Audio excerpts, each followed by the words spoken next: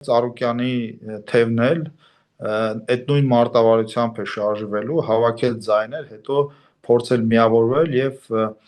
այս իշխանությանը, ինչպես իրենք են ասում, դարձնել ընդդիմություն։ Ձեր կողմից նշած մարդիկ կամ մարդը, հա, այնպես չի, որ միացած չէ, նոր պետքա միանա,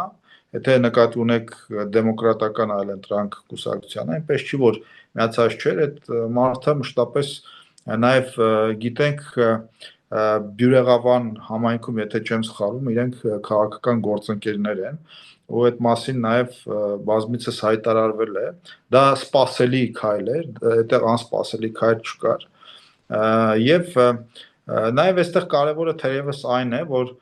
քաղաքական դաշտը ըստ էության Բյուրեղանում է, նրանք ովքեր ժամանակին